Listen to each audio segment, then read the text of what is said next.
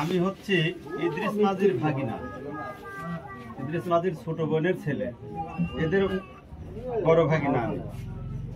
আজ প্রায় 5-7 মাস হলে আমার মামু মারধর করে, নির্যাতন করে। এই বাবুদে আমি ওই 2 ভাই ডাক দিয়ে বলি যে নিজের বাপ তোমরা এরকম করো কার, তোমার সম্পত্তি তোমরা নিবে, আমরা 4 ভাই বসি, তোমরা বাপেরা 4 ভাই বসি, যে শান্তি স্থাপন হয় সেই স্থাপন করে দেবো ভাই, কখন বসা যায়, আজ বসবো কাল বসবো, এরকম করে। ইসমাইল আর আসানটা হচ্ছে নিশাখোর, সে নেশা করে, ওর সাথে আমি কথাবার্তা বলি না। গত 24 তারিখ মামু আমার হাত ধরে কাঁদতেছে, মাগরিব নামাজ পড়, মামু আমার তো মারি ফেলবি, তুমি আমার কিছু করলে না, যেন মামু আপনার ছেলেরা যে ব্যবহার, আমাকে মারার জন্য ঘুরতেছে, হুমকি দিচ্ছে। আমার হচ্ছে মাইজলি মামু রসন মাঝি, এক মারার জন্য হুমকি দিছে এবং লোক ভাড়া করেছে আমাকে মারার জন্য। ভাই আপনি ভালো মানুষ, অথচ আপনার বিরুদ্ধে আপনি ছোট ভাই এরকম বলতেছে, আমি কোনো শুনো ছোট মানুষ, তোমরা এসব কানে লিও না। এখন গত 2 দিন আগে মামু যখন এই কথা বলতেছে, তখন আমি কোনো মামু আপনি ওই বাড়ি থেকে মেরি ফেলাবি, আপনি ছোট মেয়ের বাড়ি এবং ছোট ভাইয়ের বাড়ি, আপনি ওখানে আসি আশ্রয় নেন। ওরা 2-4 দিন গেলে ওরা ভাই বোন এমনি এখানে আসবেনি, আসলে পারে তখন আর সমাধান হবেনি। এই কথা আমি বলেছি আগের দিন রাত্রে।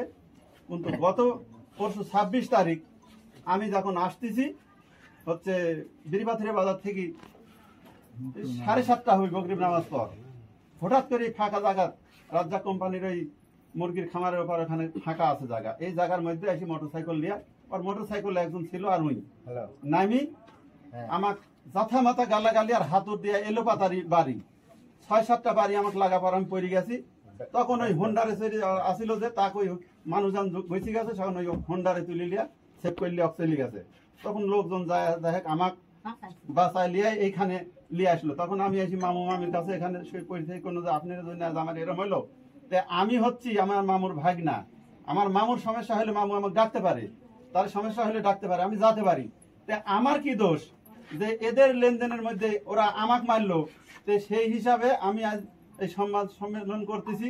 আমি চাই আইনের দৃষ্টি আকর্ষণ করতেছি যে আমাকে কেন মারলো, আমি এর বিচার চাই।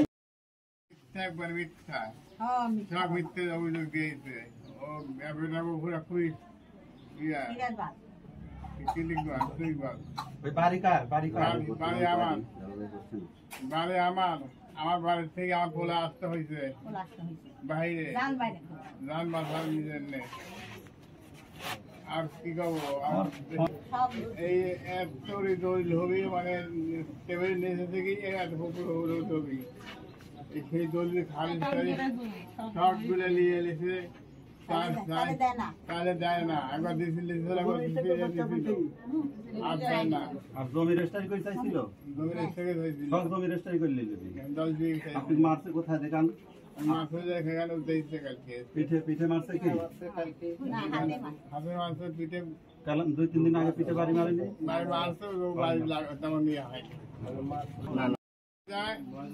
নষ্ট করে দিয়ে নিয়েছিল। ছোট ভাইয়ের নাম বেদাত খাতে লিখেছে, দাঁত খাতে লিখে এখন কেস নষ্ট করে দিয়ে নাম কত বুঝলেন, জালাল। ইদ্রিস মাঝি আমার বড় ভাই, ওনাদের পারিবারিক দ্বন্দ্বর কারণে আমি বহুতবার গেছি ওটা মীমাংসা করার জন্য, এবং ভাইয়ের সয় সম্পত্তি আমি সালপালে সম্পূর্ণ মানে ভাগ ভাগ করে দিতে চাইছি যে ওরা টাকা দিই ভাইয়েরা বসেই খাবি, ওরা তাতেও সন্তুষ্ট নয়, রাজি না।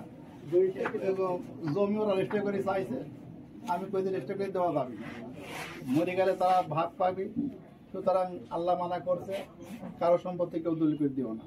আমি মনে করছি বাবা তোরা সম্পত্তি তোরা সব ইয়া করে খাইলে আবাদ করে খা, লিস্ট দেখা তো পালক বসাতে ভাত দে, তোরা 2 ভাই 4-8 লাখ টাকা দেবো, ওরা 2 বোন 2-4 লাখ টাকা দেবি, এই 12 লাখ টাকা ওরা তোরা দিব। 1 বছর খাওয়া পর টাকা যদি বাঁচে তোরা পরে বছর টাকা কম করে দিস। আমার এই প্রস্তাব ওরা মানেনি, না মানা পর আমার লোক সেই কুকুরটা এখন আমরা এক মাস হচ্ছে মারছে, বাপ বলি সব আব্বার দখলে আছে, দল ছুটাতেই পারেনি, সব দখলেই আছে, আব্বার কুকুর ওরের কাছে দখলে। আপনার আব্বা কি তাদের আপনার ভাইদের কি জমি দিয়েছে রেজিস্ট্রি করি? না না, এমনি জোর করে রাখছে, রাখছে ওই জন্য বাপ এখন কি